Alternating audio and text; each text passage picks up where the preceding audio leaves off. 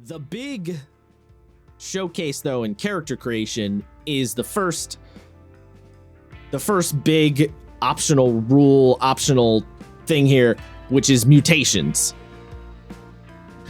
This is kind of what I mean on the modularity, where if you're playing a Deadlands or the After the Fall campaign, it's assumed the characters are completely human. So you're just going to ignore the mutations part of the character creation. Now, like Isaiah said, if you want to mix and match for some reason, maybe the characters do have mutations, that's a different story. But default assumption is you will ignore mutations if you're not using the Mutant Wasteland setting. So basically, if you are using Mutant Wasteland and you as the GM are letting players be mutants, it's pretty simple. It's very much it basically works the way you would think. It's a simple but effective system. You declare that your character is going to be a mutant. You don't need to take an edge or anything like that. I take that back. You do need to take the mutant edge to make yourself a mutant. So at character creation, you have to pick. It's basically like you're picking the mutant class in a sense. And then once you've done that, it's broken down into 3 chunks where you have stigma, negative mutations, and positive mutations. They're pretty much what they sound like.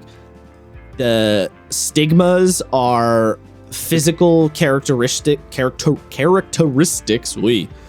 thinking about of your character. Your stigma is, why are you a weird? It's like you're a weird little guy. What do you look like? And then the mutations are, why are you weird? It's pretty funny. Something like that. Yeah. Like the stigma is like, how are you outwardly weird? And then the stigma is how can people tell you're mutated? For example, stigmas are like, you have glassy texture to your skin. You're luminescent. You have bird wings or feathers or something like that. Or you have like leaves growing out of your body, or like mushrooms growing out of your body, right? That's what the stigmas are. It lets people know this guy's a weird mutant. And you can actually pick a stigma that can be easily hidden, but you do take a bit of a penalty to your mutant points, because what you do is you have your positive and your negative mutations, and effectively you have a pool of points to spend. You have three points to spend on positive mutations, and then you can choose what you want. But there are certain things that can either increase your mutant points or decrease your mutant points. So for example, if you roll two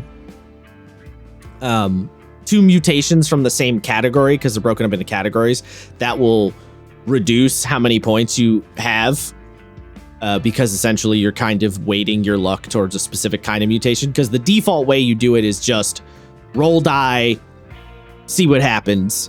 And then you roll for your negative mutation, because you have your positive mutations, which are your bonuses, and then your negative mutations, which are your downsides. You cannot avoid having a downside. So, and just for the sake of, for funsies mostly, let me, oh, stop it. Let's see. So we need what? We need 1 die. I'm just gonna roll a die for the sake of it. And we need a D100. Roll die. Roll miss some. That's not. Oh, that one. There we go. Sorry. Stop. Oh, there's a button for stop. All right. All right. So like if I roll and I got a 93. So I would go to, this is for negative mutations. So I got, for my negative mutation, I got lightly touched. Roll another negative mutation. It manifests so lightly, however, that it has no meaningful effect on you and applies no penalties. Wow, that's a really good one. Yeah, seriously. Okay, I got a 55. 55 negative would be narrow focus. You have difficulty paying attention to your surroundings. Your wisdom modifier suffers a -1 penalty, and you cannot develop the notice skill. Okay. I can't believe your negative mutation was having ADHD. A little bit, yeah. So then if I do, so for my positive, I roll a D3 to figure out category, and I got hybrid mutations, and then I would roll, what is it, D10? Yeah. Then I could roll a D10. I got a 2. So my hybrid mutation is arboreal aptitude. Let's see. Arboreal aptitude. You're an unnaturally nimble climber, able to scale all but perfectly smooth surfaces. You can hang from vertical or overhead surfaces so long as one hand can purchase. All fallen damage you take is halved, rounded down. So I got weird tree frog powers. Nice. And like that's basically the vibe. Now you have 3 points to spend, so you can make multiple rolls. You can also just pick. By the way, I forgot to say, if you roll. So if you pick, it costs all 3 of your points. If you roll, you spend 1 point. So you could have 3 positive mutations, but they're random, or you could just pick the one you want. Or you can spend 3 points to roll 2 positive mutations from the same category. So there's like, there's mix and match options on how you can do it. But basically, pool of points, you have negatives and positives. You cannot avoid having the negative, and you have to deal with a stigma in some way. Yeah, I mean, anything you want to throw on the end there? So I was going to ask you what 3 mutations you would want for a character. Oh, I didn't look at enough of them to say. Oh, you bastard. All right. There's, why do you have an answer? I definitely... No, yeah, only because I joked about it yesterday as I was reading the book. I was like, you have just enough mutations to turn yourself perfectly into Satoru Gojo, so I would absolutely do that. Oh, right. Yeah. Look, yeah, you just need mind over body, which like lets your brain control like how strong your body is, and then telekinetic reach, and then you need the panoptic vision, and then you too can be the honored one. Oh, sorry. Also, I'm a filthy liar. I said you can't avoid taking a negative. You can actually choose not to take a negative. I was gonna say, I thought the whole point was that you get rewarded for taking a negative. If you take a negative, you get more points to spend on your mutations, but you can avoid taking a negative if you want to. Sorry, completely. I guess I must have been confusing that with another rule. I don't know. What is the point? What? Of not taking a negative. That's what makes it fun. The point is, I don't know, because people are lame and don't want to do that, I guess. I don't know. I couldn't tell you. Well, actually, so you may have said it and I think I missed it. So if you don't take a negative, you can only get 1 mutation. If you do take a negative, you get the 2 extra points, which gives you 3. Or if you do take the negative, you get 5 points. So if you take the negative, you have 5 points. And so what that means is you could potentially have 5 positive mutations if you roll all of them randomly. Or you could pick 1 mutation and roll 2 random mutations. Or you could roll 2 positive mutations from the same category and then have 2 other random mutations. Oh, okay. All right. So I think I get it. You can also take up to 3 negative mutations, which would give you 6 extra points. That would be hilarious. So you can make your character quite a fucking mess. I kind of want to do that.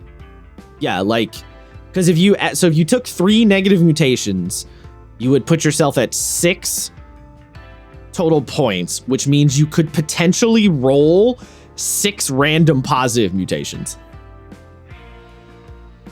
So that would be wild, but you could. And there's also, I think it's an edge that lets you gain some more mutations later. Lord. Oh, no, it's an edge that, I'm sorry. The mutant acceleration edge, you gain 2 additional mutation points. So you can actually start with 8. Holy shit. Assuming you roll them all, yeah. Yeah.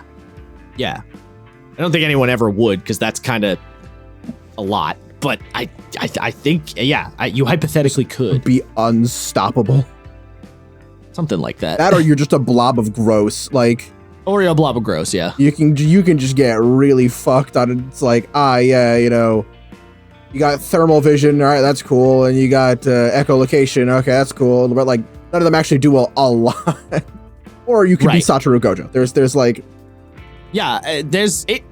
there's a lot of potential for some really weird shit. Also, there are pseudo psychic mutations where you have like telekinetic powers and like thermokinesis and a force field. Yeah, so like there's that too. So you could have like big orangutan arms and also force fields.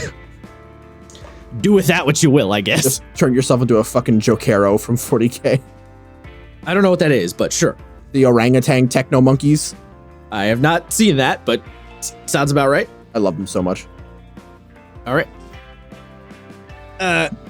So yeah, the mutations rules are quite fun, or the mutant rules really are quite fun, and you can do some pretty wacky woohoo nonsense with them. You should play a game of where would Isaiah have used this? Because in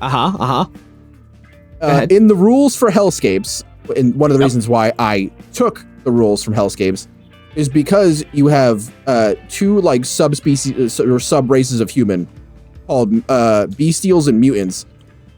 And bestials, kind of as it describes, you're like a beastkin, you know, you're like a dog person or a cat person or like a crab person.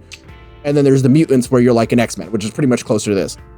But there's no reason why you couldn't use the, you know, hybrid mutations or the exotic mutations or the structural mutations to turn yourself into like a lion man, for example.